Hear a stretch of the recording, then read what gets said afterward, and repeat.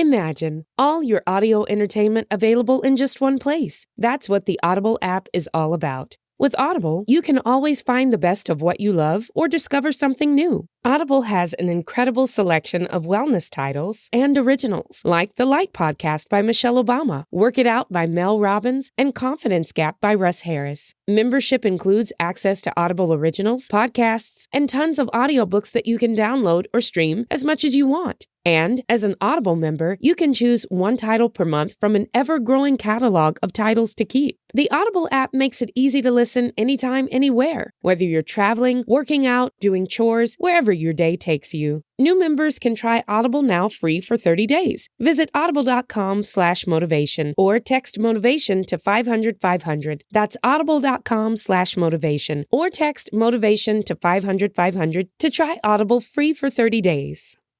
Hey, what's up? It's Ryan Shazier, former NFL linebacker and host of the podcast Don't Call It Comeback. Football season is finally upon us. That means lots and lots of yelling, great conversations, and abundance of delicious food.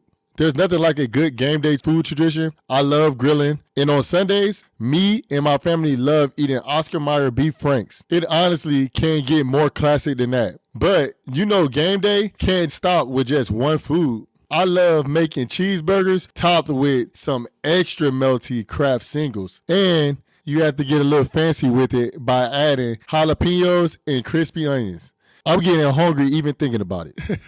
I love sharing game day food traditions with my friends and family. Now is your turn to show off your tasty game day food traditions. Go to www.gamedayfoodtraditions.com to share a photo of your game day food traditions to enter to win $10,000. Once again, that's www.gamedayfoodtraditions.com to enter to win $10,000.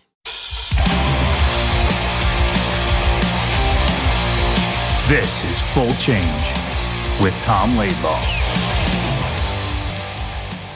Tom, so who are some of your favorite goalies? Guys with the big pads on? Well, right. Well, who's some to play against, to play with? I think. So Steve Weeks was a former teammate of mine in college. Played here with the Rangers as well. Sure. We knew each other well.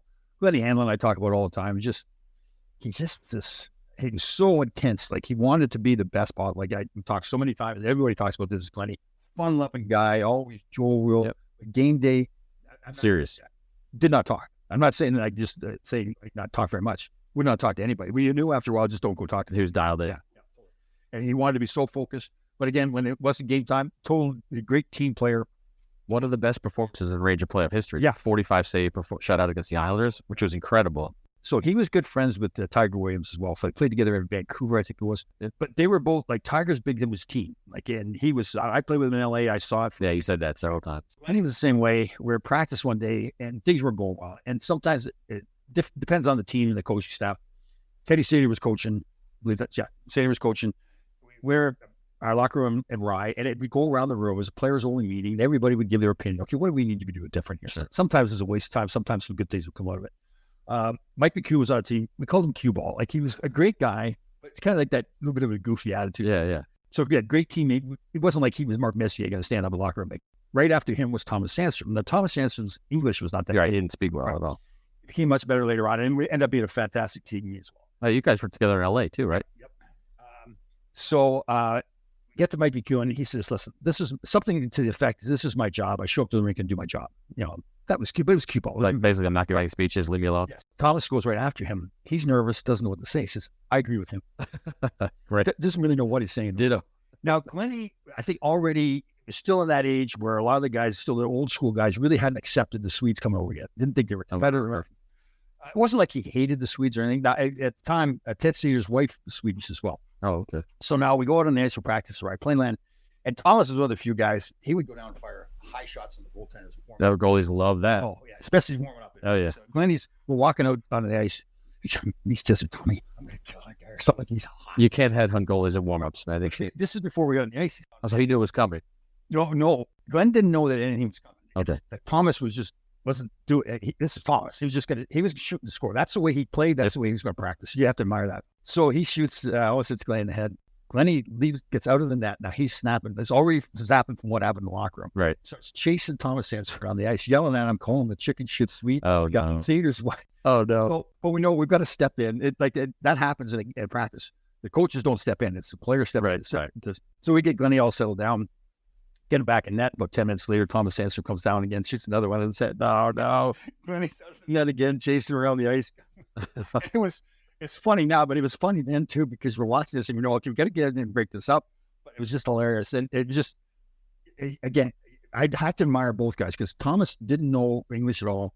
He was going to play hard all the time. Like, we hated him sometimes when he first started, because he would play like. But who grabbed him and said, "Hey, Thomas, keep him low in warm-ups"? Well, it wasn't until he started. It was over time that he started learning Off the pillows. Man, that was funny seeing. We had another one like that with George McPhee and Steve Richmond, where they were good friends. And this is where we didn't wear helmets to practice either. And they got into it. Those guys could throw. Yes, both of them. But they didn't drop the sticks. They started swinging sticks to his head. Yeah. So we got separated. We had to take him to the trainer's room to get all stitched up or whatever. And I remember the trainer, Bruce Williams, good guy down there too. He wasn't out there to see the scene. So the training room, there's no separation there. It's just one big room. So we brought him in, we got him all settled down. So it's like 10 of us in the training room now. We got leave to go back out to practice. Just think it's all settled down. They started throwing chairs at each other and the training room out. So we had to go back and separate. Sticks, chairs. Oh, yeah. Well, they were two tough guys, and I don't think they wanted to beat each other up with the fists, so they're using chairs and sticks. So how does that get resolved, I guess? So they actually, I think they both, I know one of them for sure wrote a letter. I think they wrote a letter to each other. They were really good friends. And then Steve Richmond ended up working with George in Washington as one of the scouts. So they wrote the letter to each other. Because again, this is this crazy thing about it. I can talk about getting respect for Bob Nystrom when he sends me to the hospital. I think I even bonded those two together for some strange reason. I don't know how that worked, but it was, there was a few times in practice where we had fights or things that happened, and to us, it was no big deal. You knew it was going to die down. But a good way to get a fight is always to wing one at the goalie's head. That always pisses off a goaltender. How was Eddie Mio with that? Was he? Oh, yeah. He didn't like it. Did anybody? I mean, who would like it really? Yeah, John Davidson when he first turned pro. If you ever shot a high one, he'd take his catching glove off and he'd put it on the end of his stick. Next time you came down to shoot, he'd be standing there with the glove up in the air like. I think one of the Islanders told us Billy Smith would just leave. He'd just leave practice. Yeah, there's stories about Ed Belfour like that too. That he would just leave it out. Wing one off. I had a teammate, Greg Shaw, who was notorious for that. Every warm-up, he just hit a goalie in the head. It's like, what are you doing? This is our team. I know. One of the things that's really amazing when we played, they didn't have the big mesh on top of the glass. Oh, right. Yeah. In warm-ups, because there's like 30 pucks on the ice for warm-ups. So guys are always like firing them off the crossbar. Fortunately, I think a young girl. Yeah, 13-year-old girl in Columbus. That's changed the game. But then changed it for baseball too, which is it should be. Yes. It's insane. Oh, man. So I'm surprised more people didn't get hurt. Yeah. People did get hurt, but luckily there was nobody else dying. It was just like stitches. Yeah, that's terrible. But goalies are definitely a different breed. Oh yeah. And there's when you were a kid growing up, who was your guy? Were you like Glenn Hall? Was he your goalie or who? Jeez, that's a great question. Like I told you before, I loved hockey, but I really don't think that I looked at, the name was Bobby Orr or Meyer, but my favorite athlete was that Randy White, the lineman for Dallas Cowboys. So there was no goalie. You're like, this is the best goalie. Because like Ranger fans have been spoiled. They have had a run of 3 incredible goaltenders with Shesterkin, Lundqvist, and Mike Richter. Right? Even Beezer before that. And then even good. You said JD, Eddie Mio, Jockman before that. Eddie Jockman, JD, Mio, Hanlon. Rangers have always had good goaltenders. They were very blessed. Yeah. Geez, that's a great question. I really thought, who would be my favorite goalie? I guess it would have to be like maybe like a Terry Sawchuk. Terry Sawchuk. Like those guys that played. He looks pretty rugged. He looks like the guys that played with a mask. That's they don't shoot the puck back then the way they can now, but still, it's insane. Yeah, and these guys are sprawling on the ground. There's skates, there's sticks. There's one great video of Johnny Bauer with Toronto Maple Leafs. He blocks a shot, hits him in the mask, and then somehow he can't get his hands up right like that, and he's diving face first again to get the rebound with his face full. I think he got hit. That's insanity. Well, players also didn't wear batting helmets back then, too, and guys would actually die on a baseball field. Yeah, which is nuts. So, like again, my first year that you're required to wear the helmets, but anybody before that didn't have to wear a helmet. So I bet you, at least half the league wasn't wearing helmets. Insane. Yeah, you think of, and the game, I don't know. Yes, it's changed. I also think it's more. I think because guys didn't wear helmets, I think maybe guys are a little bit more careful not to hurt somebody. But I don't think they care. These guys are initiating each other and shaving each other's balls in the dressing room. I don't know. But this didn't Ed Kia, wasn't he killed by a shot? Or was it? Did it kill him? Was it fall or was it? I thought he got hit. Yeah.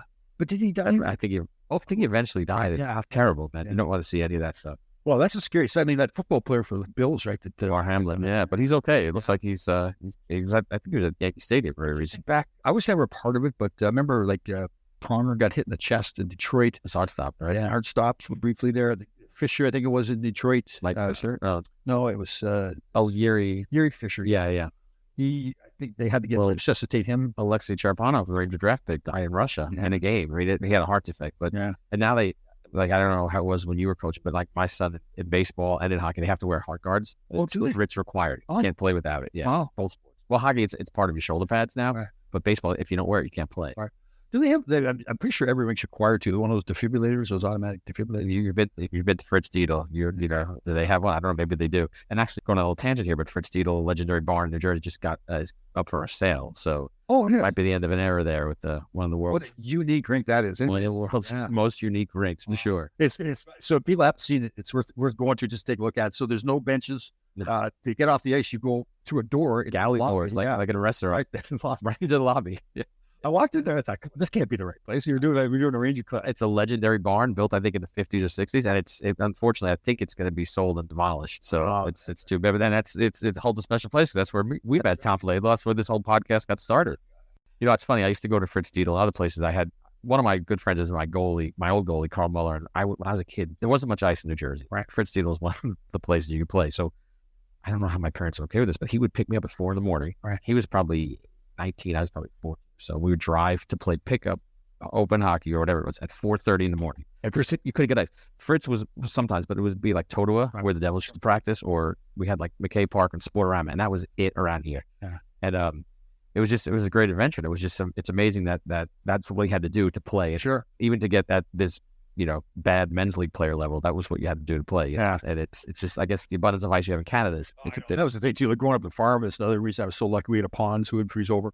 One of the best things we do in a field, and it was a shallow area or lower area in the middle of the field. So we have snow, it would melt, and then it would refreeze, so it became the rink. Yep. But there was like tufts of grass sticking up, so I'd be sticking on through the grass. It was cool. Really. Yeah. I love, our pond would freeze occasionally, but in New Jersey it did. Yeah. If we got a cold winter, you get on it maybe 3 or 4 times. Right. And I loved it. It'd stay all night, but it just didn't happen enough for us.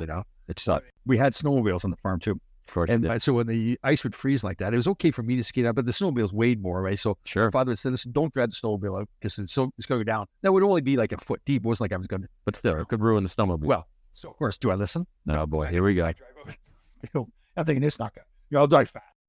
Laidlaw lessons. Oh, God. Right there. My poor father, now he has to get the other snowmobile as close as possible, wade out into the cold, freezing water, and then tie a rope to of course, he has to do it. I'm young enough. Is this at night? This happened? No, it was during the day. So he's got to stop farming. Well, he can't. It's winter, so he's not really farming, right? Yeah, well, there's still always milking the cows and kind of stuff. But so and it's freezing cold. He has to walk out there, and I remember thinking to myself, "Oh my God, kill me. He's going to kill you." Yeah, rightly so. Yeah. And he didn't. Yeah, got a good dad. He was a good dad. It's almost too good. Yeah. One of my best stories with my youngest son, Cody. We'd go to the gym together when they got old enough. So I would go after school. They got a school go to the gym. And the gym we went to was they had a basketball court, so we'd go play basketball, get warmed up, and go lift. And it was a period of time with Cody where we were butting heads all the time, and I don't even know what it was. They were just we go through that with your kids, with your genetics. You don't realize that. And if you met him, he's the same way.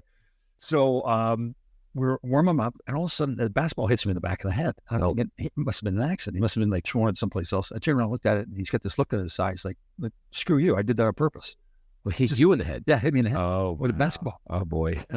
First I turned around, looked, and said, "Okay, it was an accident, right?" Then I looked at him, and he doesn't say the words. It was basically, "Okay, I threw it in your head on purpose. What are you going to do about it?" So now I snapped. Now we're probably about 6 or 7 miles away from home. We got to get on 95. It's rush hour time. Oh boy. So I'm steaming the whole ride. Okay. What? The whole ride, you're steaming. Oh yeah, get in the car. And so my older son, he doesn't know what's going on. He didn't see it happen, but I'm so mad at this point. So get home, get off the main roads. I get cut off by a woman, and I'm about to get out of the car and say some choice things. Shane grabs me by the back of the pants. Don't get back. Yeah. So where they lived with their mother, where I was dropping them off, at the end of the driveway, they had this kind of ravine. It wasn't like it's like 100 feet long. I said, like you go down 10 or 15 feet. Wait, this is happening right at drop off? Yes. So you're leaving on that note. Yeah. So I go to I drop them off. Cody now is walking in front of the car, He doesn't say the words to me, but he turns and looks at me again with that same look, like screw. Whoa. So I go to get out of the car and confront him. I forgot to put the car in the park. Oh, no. So I'm not all the way out of it yet, but it starts to roll towards Yeah. Wow, so you're just making the bad situation worse. God, then I got the car now. How you? And I said, I'm not even going to talk to him. He was smart enough to wait about 3 or 4 days. And he stops. We do best press. I'll never forget this. He stops. He goes, that would have been pretty funny if that car rolled down. He said that. Not sorry for hitting you in the head with the basketball. Yeah, it was funny. But it broke the ice. Yeah, I did. Wait, and was Cody a goalie? No, Shane was. Yeah. Cody was a great athlete. Just really didn't want to play in football. He was smaller, long snapper for the football team in high school, and I loved it, but just didn't want to. So Shane was the goalie. Shane was a goalie. Yep. Gotcha. And then you were okay with that because we started this talking about goalies, and Shane was okay. You were a goalie. You were okay with that. You know what? I never had any. In fact, in some ways, I didn't want them to be like going after being an NHL player unless I really felt like, okay, this is they absolutely love it. They got the skill level to potentially make it. Neither one. Cody was playing house league hockey one time, scoring like a hat trick. Teammates cheering his name and everything, and I thought, man, he's going to really love it. Just didn't want to play one. Yeah. And Shane being a goalie, it's just a separate thing from what you did. Yes, it's the same universe, but it's totally different. Didn't want to listen to anything I said, so I would say to him, like, genetics. Yeah, like get out of the blue paint. I wanted to teach him about life lessons too. It's like, get out of your comfort zone. And I tell him all the time, get out of the blue paint. Never do it. Another random coach guy came along, just a dad, one day, and he says, Shane, you better if you get out of the blue paint. Yeah. Gets out of the blue paint everywhere. We tell this is our coaching strategies now with 8-year-olds too. It's the same thing. They just don't listen to their dads, but they listen to somebody else. But this, just to take it back full circle. So this episode today we have, and I mentioned my friend Carl Muller, who's a listener in Houston, very loyal listener. Hi, Carl. This is his favorite goalie, a big Flyer fan, and he loved this next guy who is a legend in the NHL world, in the hockey world, and he's won 2 Stanley Cups. He's an amazing character. We're gonna love it. He's our new friend. We're buddies. We're gonna. You'll see at the end of this. We're gonna be hanging out soon. Very motivational too, right? I didn't realize about him. Like, he's very like against his English isn't perfect. Speaks kind of that French accent, but just like life, always trying to help kids. Talk many times about how and always happy, positive, smiling. Him and his wife Ginny is great too, and they're gonna love this Bernie Prawn episode. And she's a smart woman too. She said I was handsome, so she's a very smart woman. Very good taste. I think that was to me. I'm not sure. I don't remember. Well, people will hear that. Listen, enjoy, listen, share, and thanks for listening.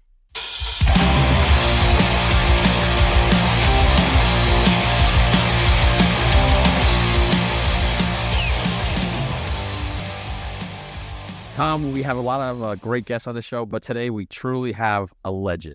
We have maybe the mayor of the Wells Fargo Center now, Flyer legend, number retired, 2-time Stanley Cup winner. We have Bernard Marcel Parent on the show today. Wow, this is the first time I met Bernie. We played against each other in the alumni game.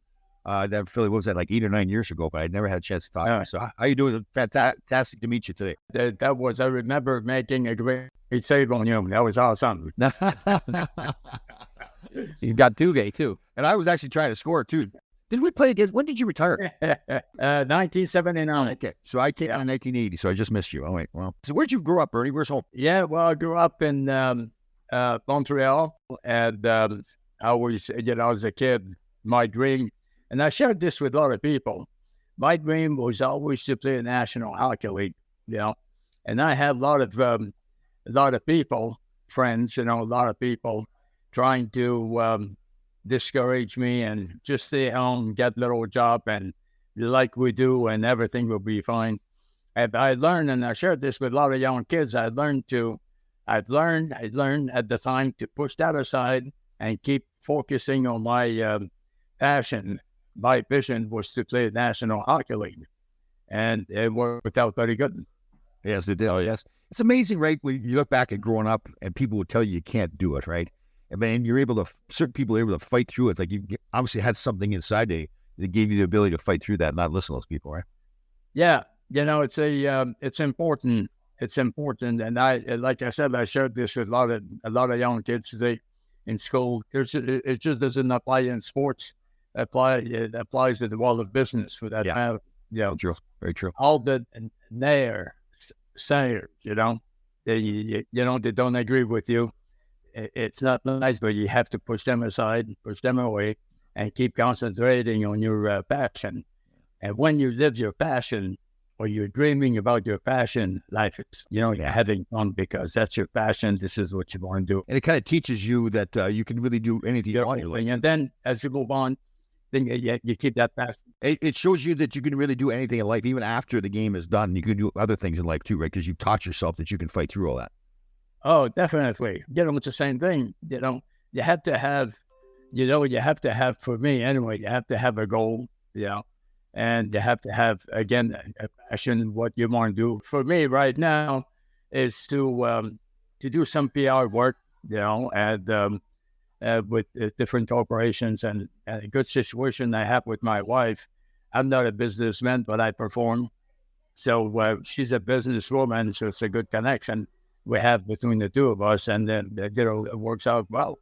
So you think about what you want to do. Doing right now is share with younger generation, like what we're talking about, Yeah. And it's amazing if you have kids if you ask them at the beginning, say, "What's your passion?" They'll look back at you and say, "What do you mean by passion?" Well, so it's something I think something I feel like we have to teach our young kids, learning about your passion. And what is passion is something that you would really love to do. Right? Go ahead and do it. Right. And then work ethic, you do it every day too, that consistency and discipline that they really got. If you want something bad enough, you've got to put the work in to get it too, right? Yeah, of course. But it's work that you enjoy. Yep, definitely. So who'd you play junior hockey with? Played the junior hockey with Niagara Falls. Oh, wow. And that's when I got drafted by the Bruins, and I ended up in Niagara Falls, which was a farm team, the Boston Bruins. Oh, that's right. I forgot about Boston. That's right. Yeah. And the second year we won the Memorial Cup, which was beautiful. We had a great team, a great place to play hockey. It was awesome. Niagara Falls. Was Derek Sanderson? Was he there as well? Yeah. Oh yes. The third. Yeah. Would you? It's good men. As a matter of fact, a quick little story about the third. When with Niagara Falls, one day in 1963, my God, I think Jesus was alive. It's a little. And in 1963, we were playing pool in midday, and around noon, 11 o'clock, noon, or whatever, after practice, we're playing pool. And that's when we found out that the tragic story about John F. Kennedy when he got assassinated, and I'll never forget this. But the third, you talk about the third, he's a great individual. Love him. Yeah. He's got a personality. You two personalities in that same room there. Those are two pretty big personalities. Oh my God! We had fun. And we had a good coach, and Bill Long, that was our coach, and the owner of the team happens, and we had we had the nice little city to back us up, and we had a good goalie. I won't mention his name. There you go. I love that. But just to show you, look at this. Here's a prime example. I'll come back again about your passion. One night before I left Montreal to go to Niagara Falls, I couldn't speak English. I still can't. But anyway, I couldn't speak English. And many times people told me, stay home, find a job. Why going to Niagara Falls and all that stuff? And I wanted to play National Hockey League, and I know this was a step closer when I got to Niagara Falls to reach a National Hockey League. I went there, couldn't speak a language. I didn't even have equipment for a couple of months. Oh, wow.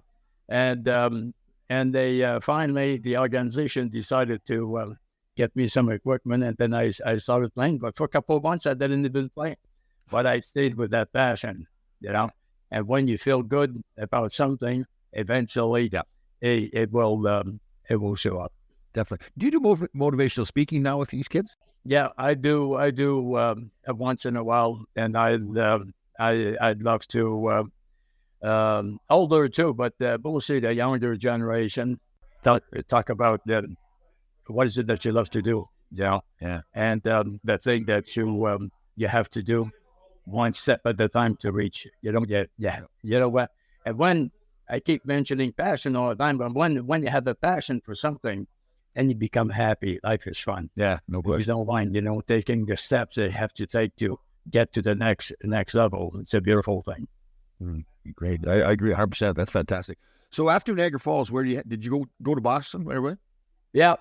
Went to Boston, and at the time they had Ed Johnson and Jerry Cheevers. Oh, that's right. Yeah. I was only 20 years old, and think about this.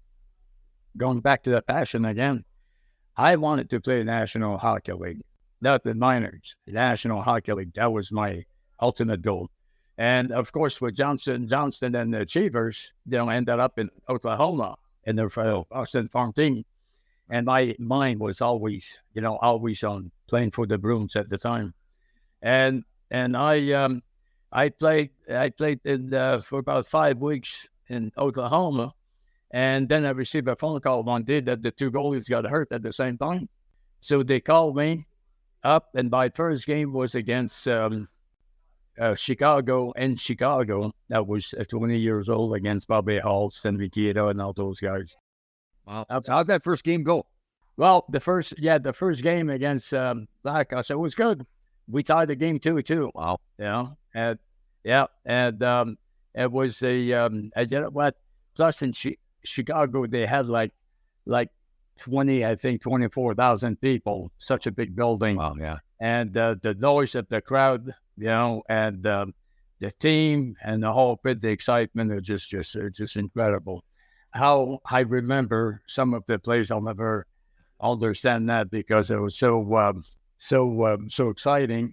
A lot of things I don't remember, but was stepping on the ice and looking at this big crowd of over 20,000 people. Wow, that was incredible. I'm not grateful for it. That feeling, right? Because you dreamed all your life of getting to the National Hockey League. You played your first game in the Chicago Stadium. Bobby Hall's on the other team. Man, I remember my first game. I had training camp. We're up in Boston. I'll never forget it. It's just like, I can't believe I'm really here, right? Did you get that feeling? Oh, yeah. Because in Chicago, what you have to do from the dressing room, you have to climb up about 14, 15 steps to get on the ice. Yeah. And with all the equipment, at first you say, what am I doing here, right? Then finally you get up there, you get on the ice, and you look around, and you look at all the crowd. It was so you know what? I think the right word is words I should say. You're so grateful, that you're part of the team and you're performing on the ice. Right. My Lord. Thank you, Lord. Yeah. Isn't that true? Yeah. It's unbelievable. So now how many games did you get in before the other guys got back? I stayed with Boston for 2 years. Oh, okay. Yeah. I stayed with Boston for 2 years. And then the expansion team. Oh, that's the right. expansion came. And that's when I got drafted by the Flyers. Oh, that's right. So I was there for 2 years. We weren't that successful, but we had a good tough, good Ted Green and all those guys. We had thank God they were on my side. Yeah. So was Bobby Orr there? Were you there? Second year. Yeah. Second year, Bobby Orr came up, and my Lord, what a player. Huh? What was he, 18, 19, I think, when he came up. And great personality, great individual, best by, I played against all the great hockey players, and Orr had to be the best, in my mind, the best ever played on the team with him and against him, the best player. And what a person too, right? He seemed like he had a fantastic personality too. Yeah, always, positive person, always a smile on his face. Yeah. Let's face it, if you have the talent that he had, you'll have a smile on your face every day. Yeah. That's a good way of looking at it. Yeah, definitely. I agree with that. Yeah. So what was the team like? Obviously, it's a first-year team in Philadelphia when you get there, so the team's not very good at that point, right? No. We, I share duties with Doug Favell. Oh, that's right. Doug Favell. And, we became good friends, great individual. And the team, it's one of those things where you have 18 players, 20 players that never really played on the ice, on the same team. And the first year was a difficult year. And then the second year with the Flyers, that's when I got traded to Toronto. Okay, and I was disappointed, of course. Been traded to Toronto, but then on the way up there, I realized that at least Toronto wants me, right? Yeah. And I didn't realize something I'll share with you that changed my whole career. And when I ended up in Toronto, I realized I was going to share duties with Charles Blount. Oh, wow. Yeah, a great goalie from Montreal. Yeah. Which I watched him when I was a kid. Wow, that's something. Blount was 43 years old. I was like 23 years old. Right. So I watched it quickly. I watched him practice, I watched him play games. And finally I asked him, I said, Charles, can you teach me? He said, of course. I did it in French, by the way. He said, of course. So we worked, on different angles, how to visualize, how to understand different plays and stuff like this. And I became a much better goalie, a different goalie. And then at the end of the second year with Toronto, if you recall, the World Hockey League came in. Yeah. Okay? Yep. And I received a phone call one night, and would you like to join us? Let me think about it. So I thought about it for a couple of days, and I said, everything I had learned from Blount, I said, this is a new venture, I said that why not go? If it doesn't work out, I'll come back to the National Hockey League. Well, it didn't work out. So I came back to the National Hockey League, and when you got back to the National Hockey League, you had to come back to your original team, which was Toronto. Wow. And not too long after, Toronto traded me back to Philly. Oh. And the following 2 years, we won the 2 Stanley Cups. Oh. So I shared this with a lot of people, a lot of kids. You got to take risk in life. Yeah. Calculated risk, but you have to take risk. And I'm glad that I did, because if I didn't take the risk, I would have never played in Philly. So was Toronto management upset with you when you left and then came back? Yeah, they the management, at that point understood the situation. He made me not. Everybody was happy, of course, right. But this is why actually that I got traded back to the Flyers, and what the right, and it worked out great. Yeah. So people don't remember Harold Ballard owned the team at that point, correct? Oh yeah, Harold Ballard was a yeah, great individual. Loved him. Oh, you did, because he was pretty rough on the players, wasn't he? Yeah, not bad. Okay, well, Not bad. Jim Gregory was the manager. Jim Gregory, yes. Yeah. Oh, he's a great guy. He was a great guy. Yeah. Good. Yeah, good. Good people. They had good crowds, and I loved Toronto. I lived there for a couple of years, and what made me make the decision to go to the World Hockey League, I don't know. Some type of power, I believe, that pushed me to do this, and then the rest is history. We ended up with the Flyers, and we went. Yeah, let's talk about those a little bit though. That was the Broad Street Bullies. I mean, you guys are legendary. Those two cup teams. The team we had was a great team. We just to show people that we didn't have the greatest team in the world, but we believe. And when you believe, a lot of good things will happen in life. We had a great captain, Bob Clark, and I remember with Joe Watson on defense, we had great defense, and Fred Sherrill was a great coach. I loved him. And Joe would always tell me in those days, I'll play the man. They're coming across the blue line, and you play the puck, which it made sense. So if it was a left-hand shot, 9 out of 10 times, most of the time was 10 out of 10, the shot would go to my stick side. So it was easier to anticipate where it would go. If it was a right-hand shot, then the puck will go to my left-hand side, to my left, and things like this. So it was we had a great understanding. And I remember quickly with Fred Sherrill in practice, every half hour before part of the practice, we would learn how to come out of our zone in different ways. And we very seldom made a mistake. Honestly, God, the guy shot the puck inside behind, would stop it behind the net. I could have taken my gloves off and smoked a cigar. That's how confident I was. Yeah. But in addition to this, what I had learned from Blount, I was able to share this with our defensemen, and we had a great combination there. It was awesome. Yeah. Hey, go back to Jacques Pont real quickly. Did he have a mask on by then? Had he started wearing a mask? Here's the individual that people laughed at him at the beginning, and now everybody's wearing wearing a mask. I remember think about this, a quick story. His sister lived next door to us, okay? And I was young, a little kid at the time. And once a summer, Cloud would come in with a big convertible, big car, and park the car in front of his sister's house, which was next door to us. Wow. He would come out of the car with a cowboy hat on, his car, walking, and hugging his sister. And I watched him. I had the shakes. It was so incredible.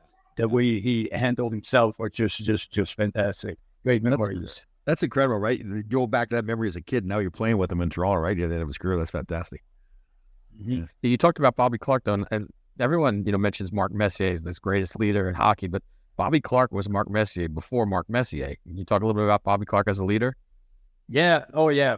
Bob was a good leader on and off the ice.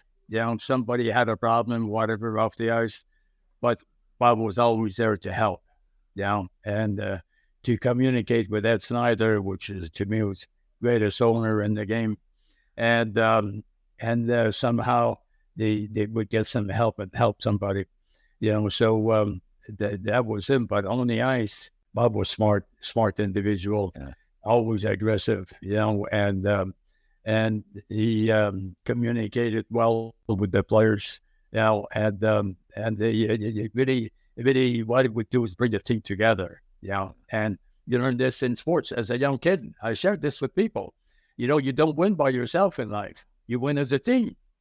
Whether it's business or whatever you're doing, you're not doing it by yourself. You're doing this as a team. And it was the same way here. And when we won as a team. Although we had a good goalie, but we won as a team. I like that. You better have confidence in yourself, right? You gotta have confidence. Oh, yeah. That's funny. Well, that's the thing people think about the Flyers, right? The Broad Street Broly's, how tough they were. And they were talented, and they're talented too. But yeah, Bernie's right. That was a close group. Like, if something started on the ice, every one of the Flyers is coming in on it. You're not just fighting one guy when you're fighting a Philip Flyer. Of course. And you know what? That was the one thing. We protected each other. Yep. And somebody would give somebody a cheap shot. And, in those days, how many times the bench would empty, right? And then you have a big brawl on the ice, and people loved it. They had fun. And once it was over, then the game started again, and we played hockey. Forget what happened before, then you played hockey again. I remember the one time, quickly, we had a big brawl in New York against the Rangers. I was in New York near the end of the season, and Ed Jackaming we're good friends, and we were good friends, and we're good friends now. And the fight was in their zone. So all the bench emptied, right, ended up there. So I started skating inside of their blue line, and Eddie grabbed me by the neck, right? And I said, Eddie, I can't breathe, let me go. And he's laughing like hell in the whole bit. And guess what happened? Vic Hadfield came over, took my mask off, and threw it in the stand. Oh, I saw a video of that. That's what that was? Okay, yeah. Yeah, it threw it up in the stands. And the coach for, Toronto, he called me Pepsi, French, They called me Pepsi. And he looked at me. We started getting going. He said, Pepsi, get into the goal. I said, I don't have my mask. Plown was my backup at that game. So Plown had to finish the game. Right. Quickly here. Best story about the whole thing is the next morning, somebody knocked at the door, our place, in Toronto, around 8 o'clock in the morning. So I opened the door. It was a father with the son, about a 12-year-old kid. And the kid said, Mr. Perron, I watched the game last night. I saw that you lost your mask. I'm a goaltender. you could use my mask. Ah, that's cute. That's cute. That's right. Isn't that awesome? Oh, that's right. That was a beautiful thing. Why? So I called the office and then I got those two tickets for the following game. Very good. Very good. That's great. Brent, did they ever find the mask? No, I never got the mask back until it was about 5 years later. Oh. 5 or 6 years. A guy called me from Toronto and said, I was back in Philly, and said, I have your mask, because they had put the mask in the Hockey Hall of Fame. Okay. So he said, I bought your mask. I said, really? Yeah. And I said, may I ask you, how'd you get it? He said, I almost spent $50,000 to get the mask. Wow. I said, really? Wow, a lot of money. He said, I would like you to sign it. I said, well, if you want to come to Philly, I'll be more than happy to do this. He said, fine. So he came to Philly, and so I tried to picture this. He was sitting in front of me, the little table. He had the mask in his hand. Then I grabbed the mask, I look at it, and I'm giving him some signs like I'm not sure. He was, Oh, wow. he was, oh my God, the guy was so nervous. Finally, I couldn't do that anymore. So Oh, that's this is my mask. That's good. Good. Yeah. So I signed that, and then he got on the plane and went back to Toronto. Wow. That's cool. When did the coach call you Pepsi? Maybe because I'm French, they call people. Oh, Pepsi. Okay. Yeah. All right. Yeah. Good. Do you know Pierre LaRouche at all? Pierre LaRouche. Yeah. Because you guys get the same personality. Always having fun. Always positive. Very cool. Thanks. Life is short, and I've learned. I read a lot of books. Every morning I spend an hour and a half every morning read books on positive thinking. Well, and enjoying life, and something I want to share with people, which is also very important. If you're going after something, a job or something, as an example, and it doesn't happen, okay, most people will walk around, be sad and dejected. It didn't work out. No. The attitude you have to have when it doesn't happen. Keep this in mind. I'm going to repeat this. The attitude that you have to have if what you're looking for a job doesn't happen is because the good old Lord has something better for you. Wow. Yeah. Now you get excited. You say, I'm wondering what's coming next. Instead of feeling sad, you're all pumped because, thank you, Lord, you have something better for me. Very cool. And it works. Very cool. Very cool. So how many years did you spend in Philadelphia? 12 years. Wow. I didn't realize that long. Wow. Yeah. 12 years, and I was married 10 times. No, just kidding. Yeah, it's only 9. You're just joking. It's only 9 times. I took a year off, yeah. Oh, I tell you, we talked to all these hockey players, and I mentioned 90% of them are 95, at least married, divorced once, usually twice. So hockey players don't have a good record with marriage. So you had 12 years. So you retired after your time in Philadelphia? You didn't go on to any other teams, correct? Yeah, it was 1979, believe, and I was doing a hockey game, and my defenseman, Jim Watson, loved him dearly. I had somebody tied up in front of the net. That's when you could be physical in front of the net. Yeah. Not like today. Oh, no. But anyway, and then Jimmy lost his balance, fell, and his stick hit me in the eye. Oh. So I ended up, I skated off the ice, ended up in the hospital, and I was completely blind, both eyes, because it affected the left eye for 2 weeks. Wow. Couldn't see anything, just darkness. And every morning I asked the doctors, how am I doing, doc? What's going on? And then I would joke with them once in a while and say, hey, what do you look like, doc? Your voice sounds a little bit funny today. I can't see your face, but your voice sounds a little bit funny. But anyway, after 2 weeks, think about this, 24 hours a day, darkness. Wow. And after 2 weeks, one morning, the doctor came in and I said, I see you. How about my vision had come back? Wow. Great. Yeah. That's amazing. Did they know it was going to come back? Were they telling you that it was going to come back at some point? Yeah, many times the doctor said, we're not sure. Oh, wow. So it's scary, So that's when you have to have a good, positive, happy attitude, and good things happen. Yeah. Well, yeah, I'm a real believer that you tell yourself you're going to do something. Like if you tell yourself you're going to see again, then I think you're really making yourself heal. Yeah. Now, maybe, Bernie, maybe you could talk about this a little bit. So your friend and our friend, Brian Propp, was on our show, and he said after his stroke, when he came around, he said all he could say was Bernie Parent. Well, you know what? It cost me a lot of money. I paid him a lot of money. Absolutely. Brian's a good guy, good friend of mine, and we get together. He has a place in Florida too, but he has a place in just outside of Philly, and I take him out fishing once in a while. You know, like I have a 44-foot boat, and I go 80 miles out. You know, do a lot of fishing, and I bring Brian with me quite a few times. He smokes cigars, and I love him. He's good, great individual. I'll tell you, he's really got a good attitude about life, too, because obviously the stroke affected him a little with his health, but he lives life all out still. It seems like he's just doing more stuff than ever, so he's good. To you, Bernie, you're a Philadelphia guy. Where's your Jersey Shore house?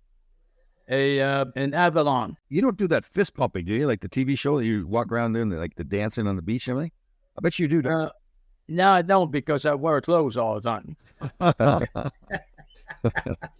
Your body's too good, right? You don't want to show it off? Is that what it is? No, but I'm not a beach person. Never was, Right. And I love the ocean. That's why I have a boat. I have a 44-foot boat, cool. And which is, by the way, it used to be called the French Connection. Oh. And when I after I got married, then I got a different boat, and that became the Italian French Connection. So Guess where she's from? There you go. Guess where she's from? Yeah. But anyway, I love it. There you go. I'm living my passion. Yeah, you're really living life all out, right? I love seeing that. There's a lot of former players that kind of get stuck in the past, right? They're not living a very good life. They're not healthy mentally or physically. It seems like you just kept on going. You're probably doing a better life now even when you're playing. You know what? It is. Actually, it is. And I think it has a lot to do with to surround yourself with the right people, of course. Yeah. But, reading to me is very powerful. Good books. And I shared with you earlier, at least an hour and a half, 2 hours every morning. I get up early, 5 o'clock in the morning, and I do my reading. It's quiet, and it's very good food for the mind, because it's easy. Yeah. It's easy if you don't. It's like working out. If you don't work out, the body goes, nothing happens. But if you work out, you're 78 years old. You go out, you do things, and you have fun. Oh, totally. I agree 100%. Yeah, what a great answer. Yeah, you're fantastic. We do a lot of shows together, you and I. So I'm up early all the time, too, working out and reading. I don't read books. It's more online reading. Well, you know what? Here's an idea. Come down to Avalon, okay, New Jersey, and let us know. We have a house on the water with 5 bedrooms. Okay, I'm coming. And the boat is behind the house, and you bring some friends, and we'll take you out fishing. That's the deal. I'm coming this summer. We'll do a show from the boat. Yeah, and then somebody you don't like, then we could push him overboard. Tom, but the producer. Well, hold on now. Now it's all great idea. Now we've got things figured out, bro. No. You sweat. I can't. So you have JD's phone number. So whenever you have time, like during the summer, let us know. We'll set it up, and we'll give you a good time. And it's wonderful. We'll do a show. And we for the young fans watching or listening, we should tell them, Bernie Parent has 2 Conn Smythes. He has 2 Vezinas. He's in the 100 greatest hockey players of all time. He's in the Hall of Fame, and he's at number retired by the Flyers. This is a true legend and a really good dude. I tell you, personality, too. I forgot about the top 100 players of all time. Yeah. That's quite an honor there. They're all those things are honor, but to be on the top 100 of all the players who've ever played, that's fantastic. Good job. Well, it cost me a lot of money, but I got there. He also beat your Rangers in the alumni game at that's right. Yeah. Big save, big breakaway by Rod Duguay, and Bernie Parent stoned him too. Yeah. You know what? I was just going to bring that up, and he shot on purpose. He shot on me. So. No, he did not. What are you talking about? That was a great save. Don't say that. See, that was a great save. And then I hugged him after the referee blew the whistle. I hugged him and I said, "Why'd you do this?" He said, "Twice." He said, "They would have shot me if I." Yeah, that's true.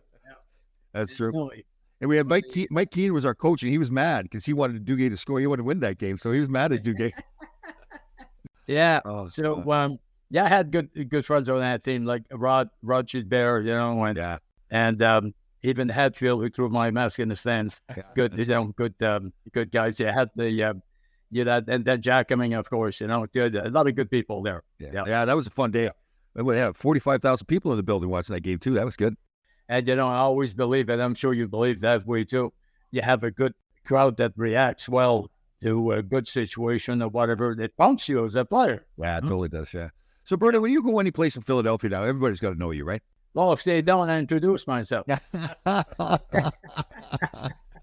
Oh, you're the best. That's good. But they, no, they're good, And I'm involved with Snyder Hockey.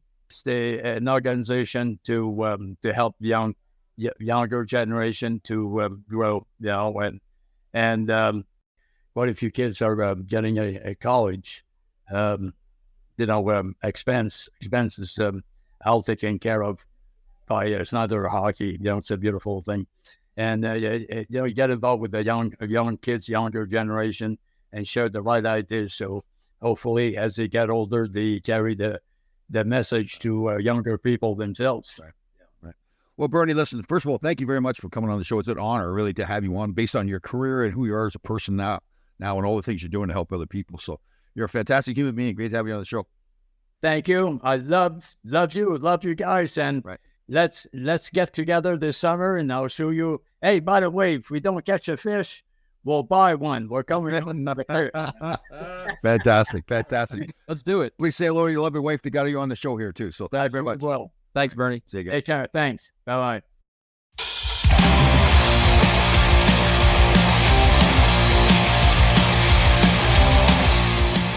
Hey, wow. I mean, what an awesome personality. What a great career, great life, great person. Bernie Pratt was just amazing. I've heard so many stories about him.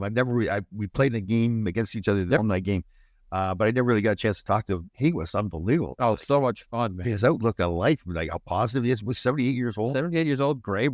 He invited us down to go on his boat, the shore house. So let's do it, man. Let's go down there. What a great career he had. WHA for a minute. Yeah, just he's legendary, guys.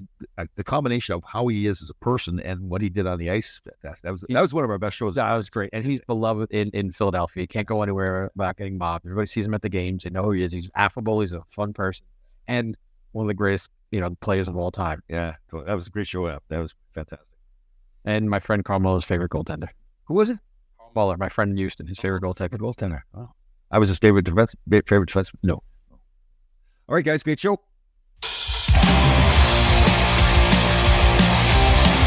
All right, Grasshoppers, thank you for listening. We had a fantastic show. We'll see you next time.